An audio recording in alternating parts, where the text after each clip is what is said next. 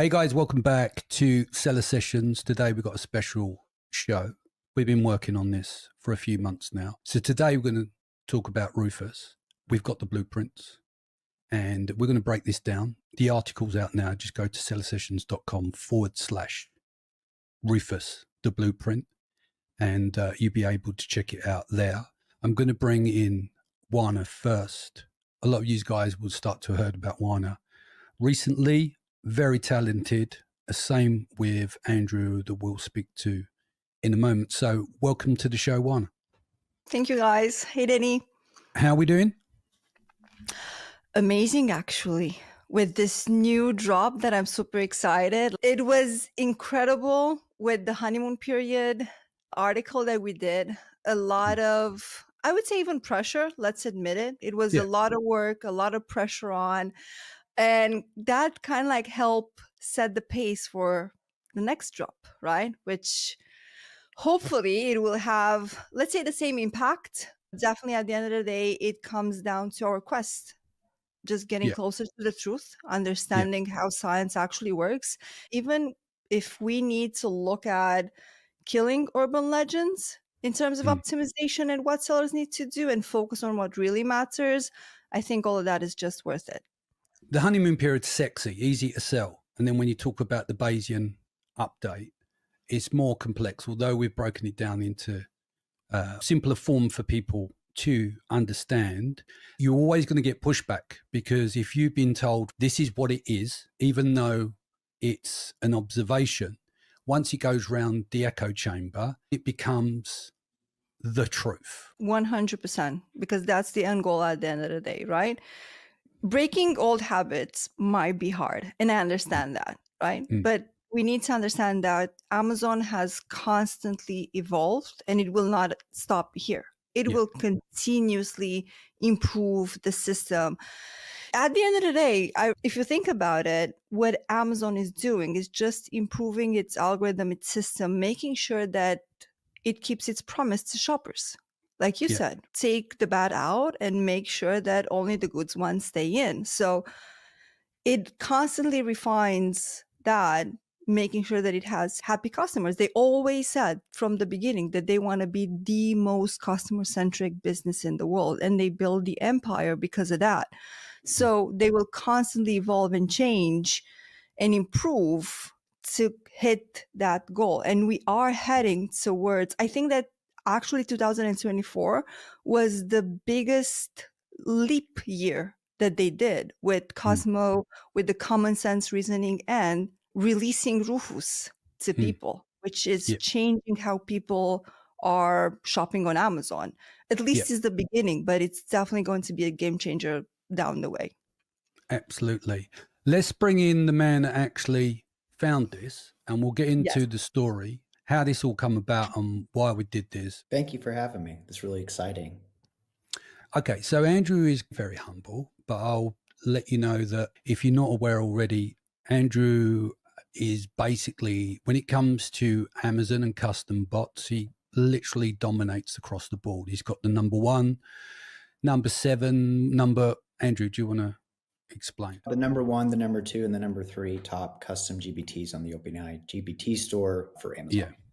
Yeah. And also, you've got others in there as well outside the top 3, right? Oh, so 200. Yeah, obviously they're not all ranked, but that's pretty impressive as well. Also, I want to bring this up now. You brought this to my attention. I remember you sent me over a screen grab, and I haven't seen this before, but you put out a post and there was 20 Amazon science team members in various different roles, all liking the post, and then you also had 2 shares. Now, that might not mean much, but I've never seen that done before. It's one thing that Amazon keeps a wall between sellers generally and themselves, but we never hear from the science team. But openly liking your content reinforces that, and sharing it as well. There's members of not only the science team, there's members of the Rufus team as well. That's right. When we did this, we'll get into you finding this, but we went through a lot of validation because there's no way we could suggest this without confirmation and diligent research. Because we've had it before, haven't we, Wana? There's been times where you've bought something, I bought something, and I think it's this. And then we've basically really gone in depth, and then we've turned out it's not. It's close, True. it's not. It may share some of the underlying technology. But one of my points of validation was this, is to find 100 ways to prove this is related to Rufus, because it doesn't say Rufus on the patent. It was really cool. I stumbled upon, I love reading science papers, and I'm thinking in my mind, they found patents. I'm thinking, how do I get to find a patent? And so I did a lot of digging. After a couple of weeks of digging, I found the Rufus patent. I used a lot of different keywords to get there. And it's pretty amazing. When I read it, I was mind blown. I didn't believe it. I thought, did I find this? And I woke up the next day. I'm like, was I dreaming? I told my wife about it, and she's just, oh, that's cool. Not knowing anything really about the Amazon science part of things. But even she thought, wow, this is a significant discovery, because she actually used Rufus to buy her recent gift, like a massage gun. And she uses it every day now. And so for me to say, oh, I have the patent for this, she's, oh my gosh, that's a huge deal. And further validation that this is going to be something that changes the way we optimize. But I actually met Wana, right, at Accelerate. Yes. And I Thanks remember to as me, Max, and Joe, and we were all geeking out over artificial intelligence while everyone else was networking. We were getting down to the science, right? So that's how we met. Everybody was having fun, and we were in this corner talking. That's how we met. And I'm super thankful for that, because that's how it all started, right? We started just sharing papers and talking and giving suggestions. And then one day you come and say, look what I found on that LinkedIn group that we have. And it's okay, we need to validate this. Yes. So let's get into the process, because obviously once you brought it to Wana and I'm like, do you know what I mean? And the first thing was, is this bullshit? So I had to go off for myself, because I'm like, we got to make sure this is right. That's why I said to you guys, look, you two write it, 3 writers in the mix. It's going to be too much.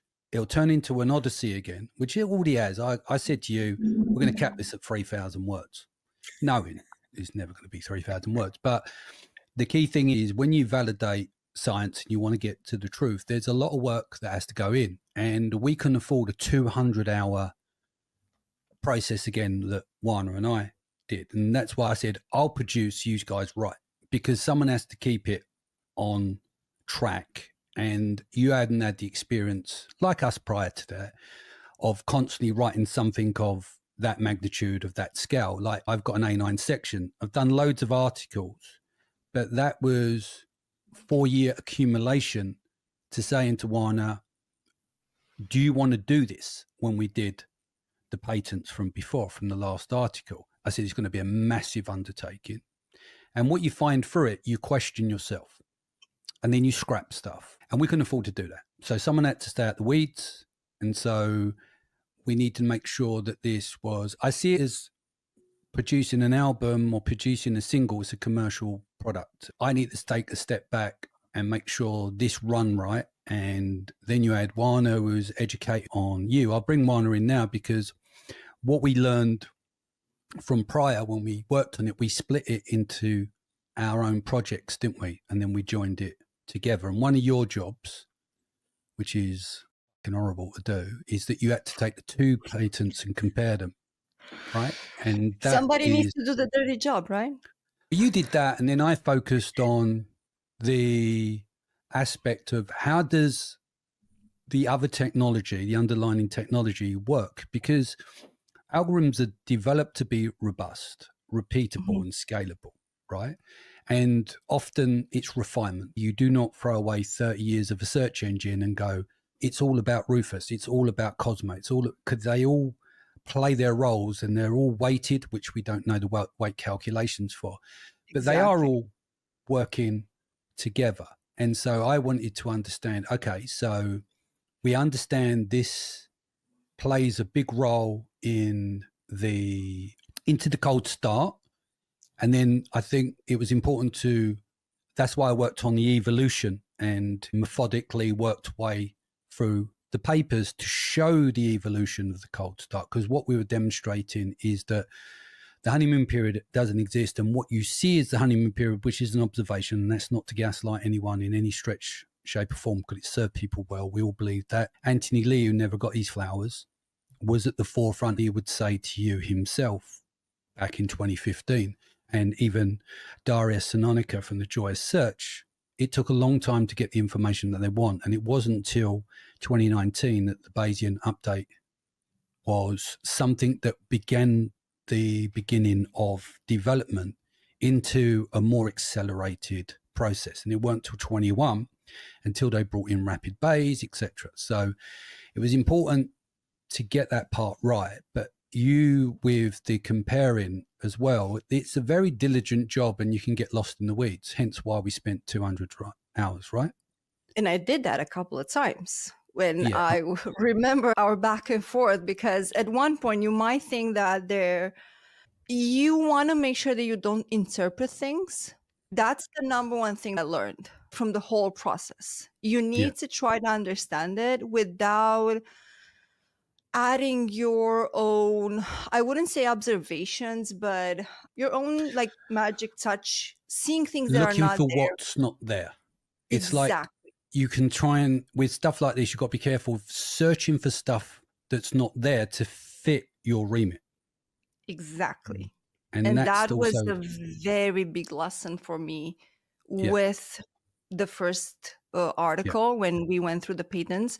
That helped me a lot this time because it was easier. I was already trained on exactly how to look at the patent, how to read it, how to interpret it.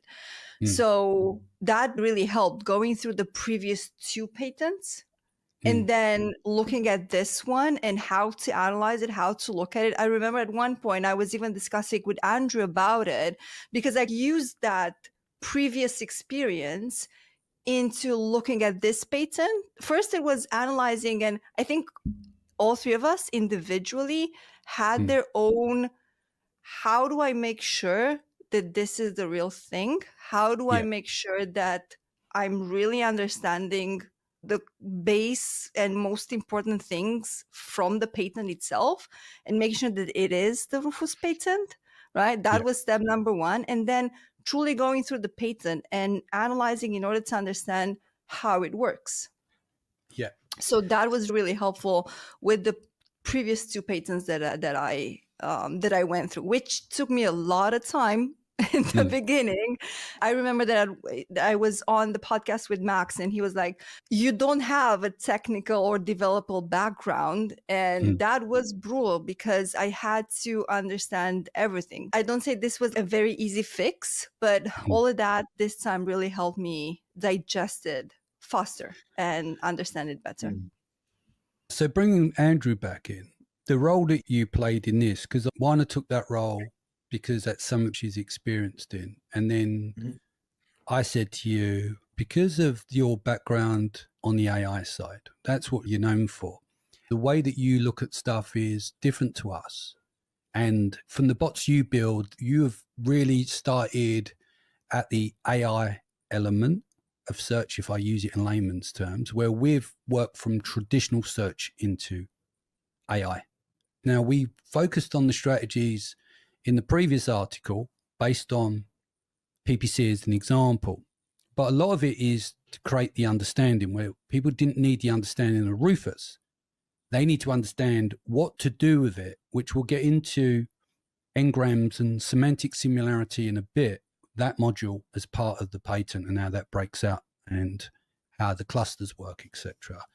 But you were tasked to, what can we use what's here, which is based on the science, in order to develop strategies to make the article more useful than our previous learnings from the last one? In particular, I took from the patent because I read through the patent like 2 or 3 times, did all my markings, sent it over to you guys, and Wana tore it apart, went in and dug even deeper. She did a phenomenal job of doing that.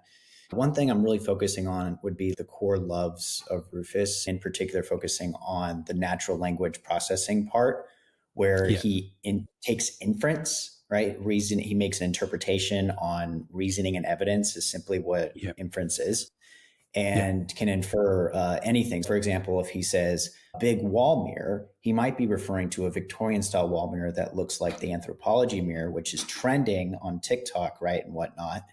And takes that into factor. And so someone might say big wall mirror, and that comes up as opposed to just bringing up a bland wall mirror. He infers and interprets based on, and we'll get into this, based on click data.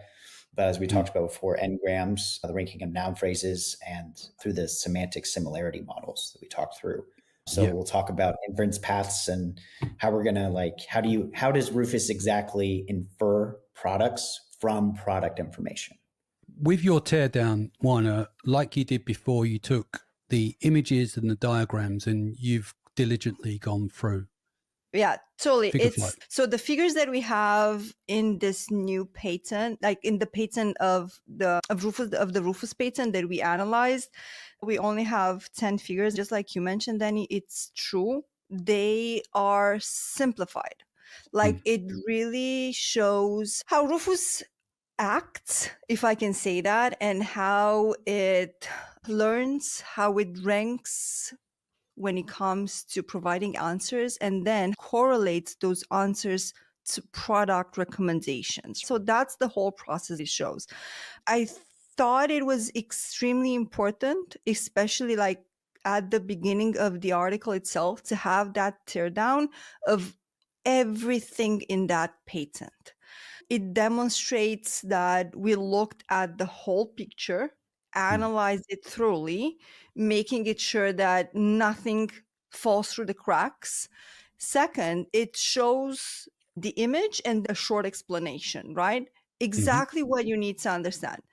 Avoiding going into too technical terms or things that might get overcomplicated. Therefore, people can only extract exactly what they need in order to have a deeper understanding on how Rufus actually works and the system behind it. Because again, it starts with a pre-trained system that learns from behavior and then acts in a specific way. So who wants to take on semantic similarity model and why that is different? Right. When you think about semantics, it's usually focusing on one keyword or combination of words in a specific context. On the other hand, semantic similarity, it takes and weights in how likely they have a similar or the same meaning, even if from a structural standpoint, from words or how they are phrased, the two elements are different. Yeah, this is all built around noun phrases, and we'll get into n-grams because we know trigrams, bigrams, etc. We've covered this before.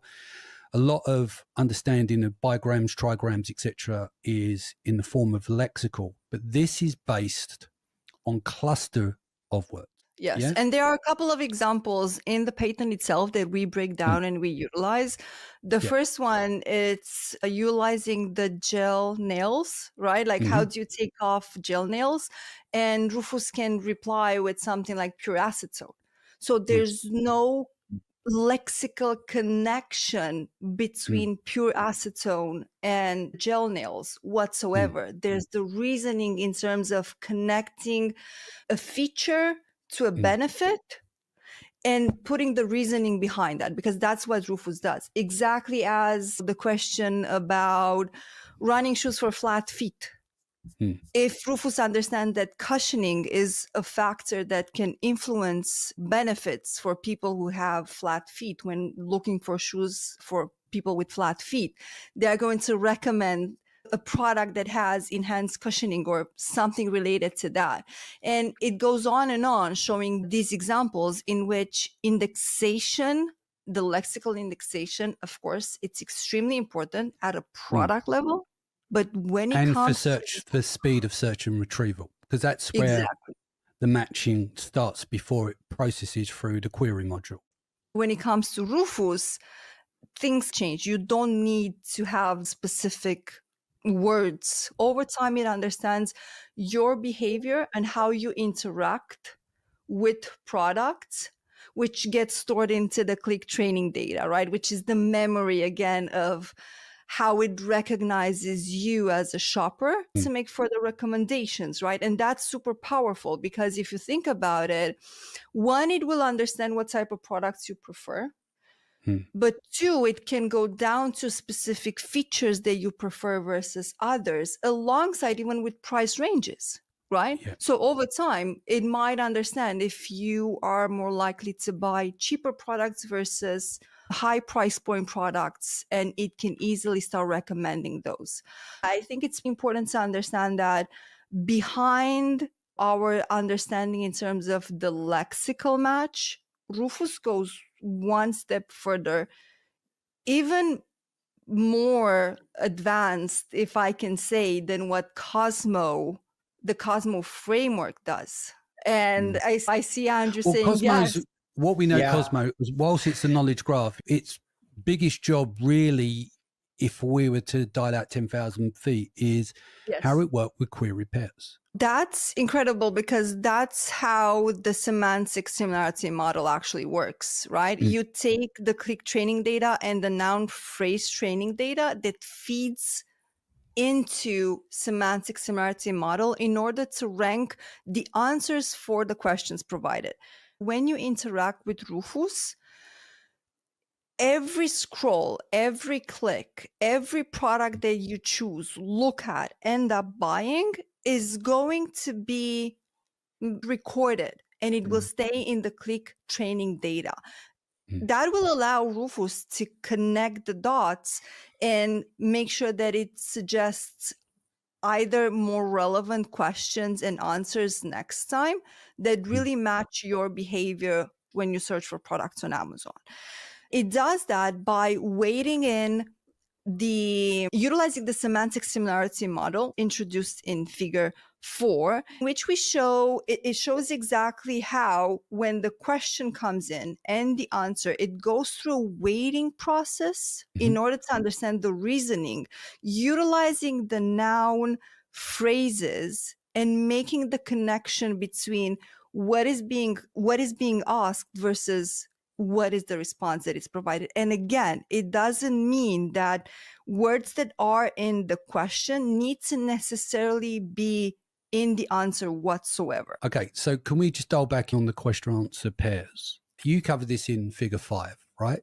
We've already established the separation from that of Cosmo, whereas they're query pairs rather than the pairing of questions and the answers, which makes the separation between the two and gives you more refinement in terms of the semantic relevance of these two. But they go through a system, right? And it identifies what they reference as a pool of candidates, right? In terms of the noun phrases. So how would you simplify that for people to understand? When it comes to the ranking candidates, like you call them, we have a pool of candidates.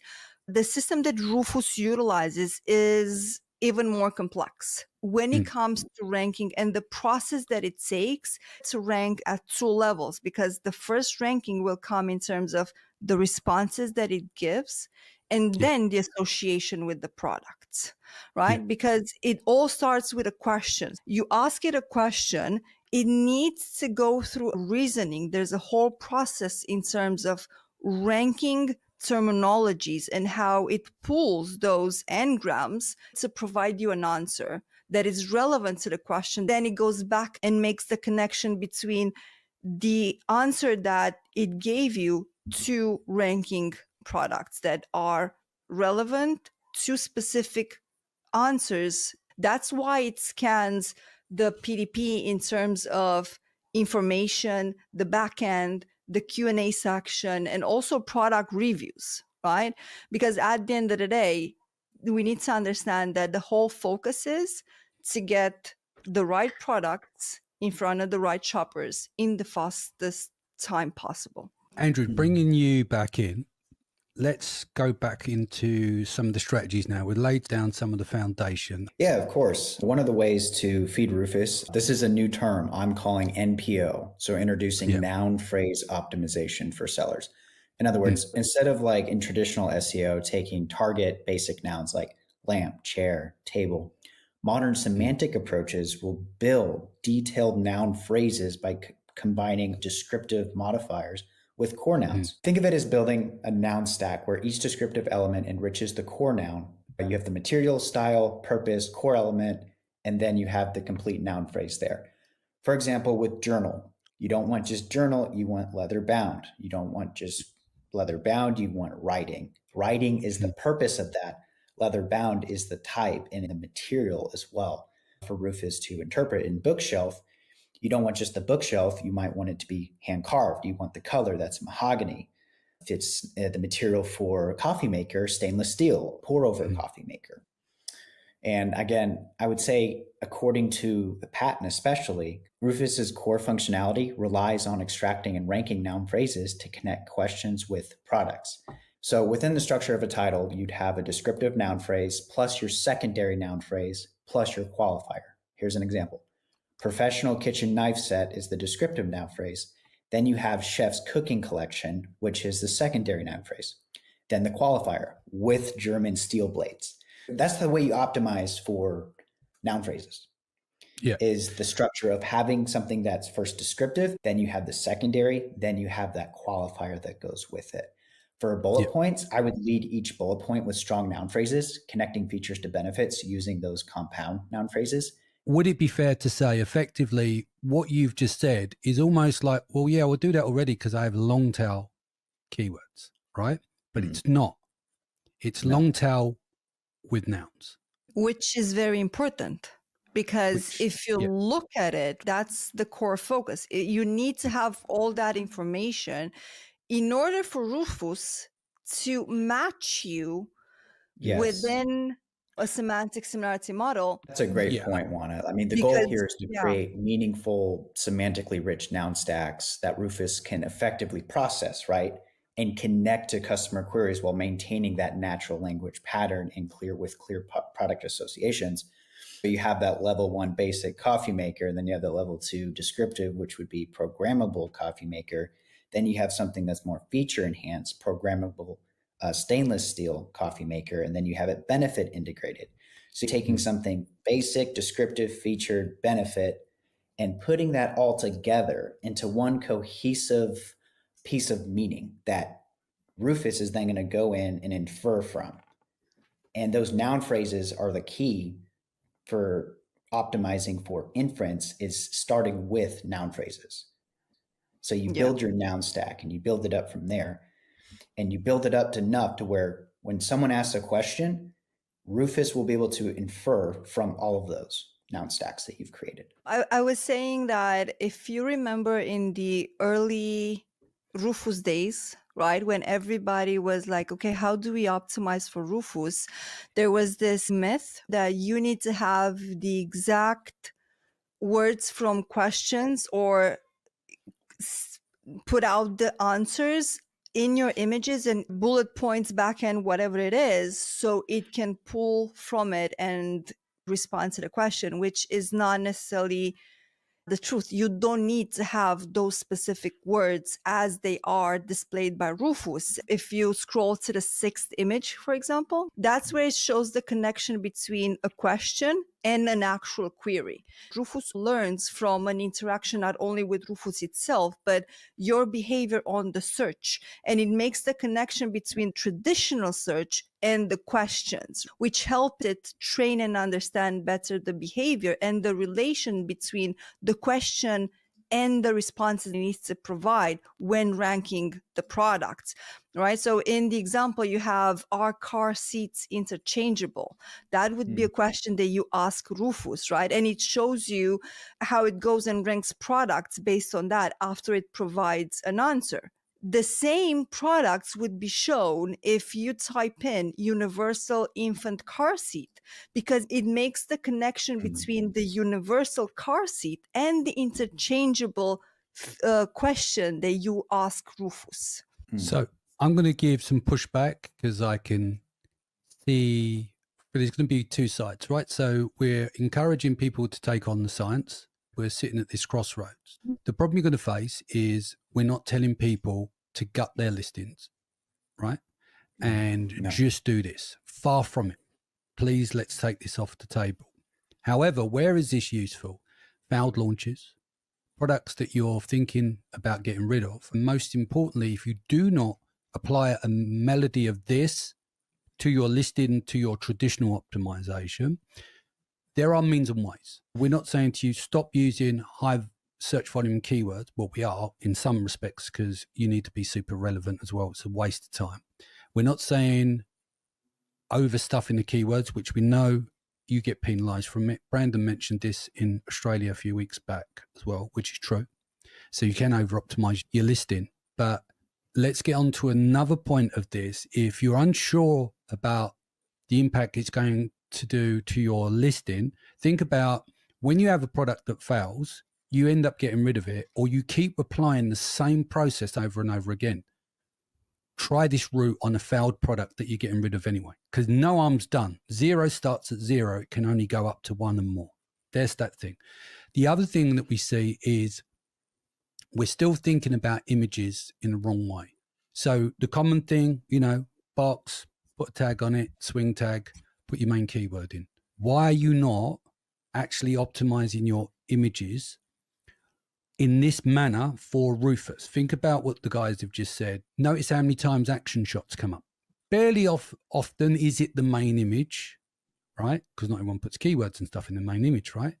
But if you look, a lot of the action shots that get pulled in once you are communicating with Rufus, they're often the action shot, a product in use. It's the 3rd image, the 5th image.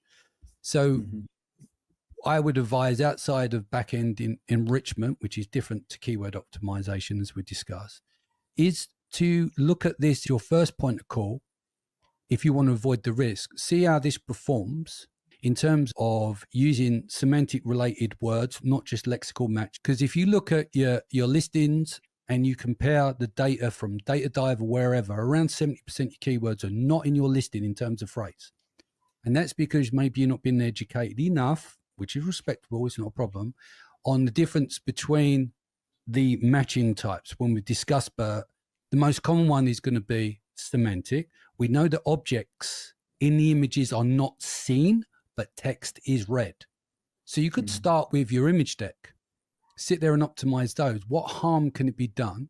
And then you can see the behavior based on that. You go onto your product detail page and see how that works alongside what you do with enrichment on the back end as well, to see if you can find ways to optimize what is being read in your images. And that's always a good place to start, because then it doesn't impact on a high performing product that you have already, because you don't want to disturb a good thing. 100%. We know that behavior in terms of searching for products, it's changing. So Rufus has been released. They announced it in the 2nd of February, 2024, and they said it would be tested on a group of people of about 100. And then they released it in May. It wasn't really performing well in the beginning, but it got traction. And I think this is just the beginning. So it's fair to say that it will become better, and over time people will shift from traditionally typing keywords in the search to asking Rufus for help when it comes to picking products or making purchase decisions. It's all coming down to having a personalized shopping assistant. That's what Rufus is at the end of the day, right? Yeah. It's a personalized shopping assistant to help you navigate through the search in the best, easiest possible way. I wouldn't suggest that you go and redo maybe your entire listing. Pick a product, like you said, Danny, that maybe is not your top performance. But I would strongly suggest, and I'm giving you this like a gold nugget, it will not cost you anything to go to your product detail page and just ask questions about your own product, even your bestseller, and see how Rufus responds to it. See how accurate it is. See what is the information that it cannot read, because it happened to me as well. There was some information in the back end that was maybe contradictory. Therefore, when asked, Rufus could not reply. So make sure that you go through the already suggested questions on the front end in order to understand how it replies back. And if you are not happy about those responses, that's when you know you need to take action. If it provides misleading information or is not able to pull information, that means lost sales for you. Without switching lanes, if you want to understand if Rufus understands your PDP, it will regurgitate a lot of your backend attributes, the optional attributes. So that gives you a sign that it's been read. We've done it over and over again, generally on mobile. But yeah, it will regurgitate what you put in there. So let's say, I know this will always appear, your care instructions will appear on the PDP. In most cases, depend on the category from what I've seen. But there is stuff in there that say general uses that can be in there. There's special features often that people don't complete. And you could actually ask questions based on those, as long as you've submitted it and it's confirmed. Give it 24 hours. It literally regurgitates back. So you're telling Rufus, in terms of enrichment, not keyword optimization, exactly what you should be telling the customer. And that's the best way to test, to see the power of Rufus in that sense. It's hard to measure at the moment because we're still struggling with how do we extrapolate. And one of the ways to extrapolate is you're going to look at a launch, and obviously you're going to be running your PPC, but you can start to see a shift. If it is working in terms of attributes, you will see post-attribute enrichment. Bearing in mind that people are not aware how quick this can be done. We've done it with Merlin, don't we? Because it's just easy and it scans the web page, and it pretty much, as long as you've scanned the web page, you've asked it to give a summary, then it's trained on the page to a certain degree, use very short prompts. But you can do attribute optimization in about 15 to 30 minutes, but it's important that the domain expertise is in place, which goes back to my point. You thought it was a shit show last year with bullets and titles, with them being shortened. We've covered that in an Ascend series for Kevin King. I won't go too much into that now. We've got to look at these new layers and respect that they're coming into play. We don't have enough data on this yet. What I do know is that we've tested 1,000 client ASINs for backend attributes, and we use the Selling Partners API because it gives us more attribute information, and over 90% of the optional attribute fields have not been completed.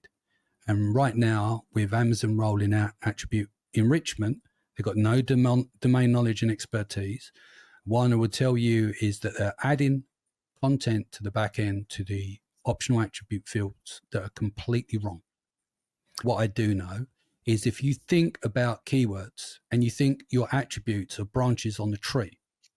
Now, if you haven't completed the back-end attributes, like the optional ones, imagine having a large amount of characters pumped into the back-end listing that outweighs your carefully crafted listing in terms of its relevance, which then has a knock-on effect to the keywords that you're ranking on, because what's happening, you're downgrading the relevance by putting non-relevant information, which can overpower what you already have because of the greater volume of characters that have been pumped into your listing without any domain experience. And it affects Rufus, because Rufus will read the same information. You lose twice. Yeah, it's still early days, but there'll be something come tomorrow. Look at the speed of how things are moving. It's getting faster and faster. More and more papers are coming out. Yes, there's more meaning in patents than there is papers, especially if the patent gets a revision. That gives you more of a bullseye versus that. But then if you're only working off observations and respectfully proven strategies, we all know that a proven strategy only needs to be proven once. I'm back in science. I'll mix all of those elements in, but I'm back in science far more, especially with what's going on. And going back to the earlier on with you, Andrew, the validation from 20 engineers liking your post, 2 of them sharing it. It might not seem much, but I've never seen it done by anyone.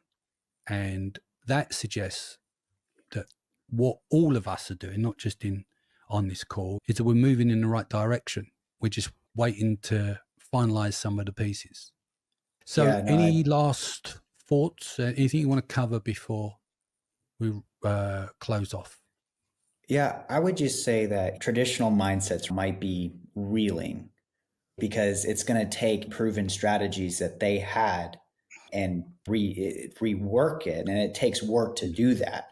And if they've built up system traditionally, they might be an 8-figure seller, but patents trump even 8-figure seller strategies if that's what the patent says.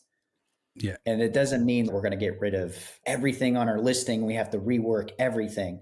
But it does mean that as e-commerce experts, we must start thinking conversationally, semantically, and inferentially, right? Inferentially being inference, interpreting evidence and reason within our listings and our products. So Rufus is simply the start of something I believe so much bigger. AI search shopping, I don't think keywords are dead, but the way we use them is slowly dying. Sure. Ultimately, I think the rise of Rufus and similar AI-based recommendation engines marks a sea change in how customers find and purchase products online. I think we can agree the era of static, stuffed, keyword stuffed listings is over. And the future of e-commerce discovery, again, is conversational, contextual, and customer-centric. By building your product content around natural language, semantic phrases, and real-world use cases, you'll create a wealth of indexable, Rufus-ready information. Totally agree. I'm excited to 2025. I'm really curious to what's ahead of us because I will be honest with you. Like I said in the beginning, and as Andrew said, I think this is just the beginning of the big change in terms of shopper behavior on Amazon. The one thing that scares me is that at the moment we don't have any type of data for Rufus. There are no reports. We know that they announced sponsored products, and again, I'm going to advertising. What can I do? That's my soft spot. Will be displayed because that was one thing that I was really concerned about. But we know we will have advertising spots in Rufus recommendations.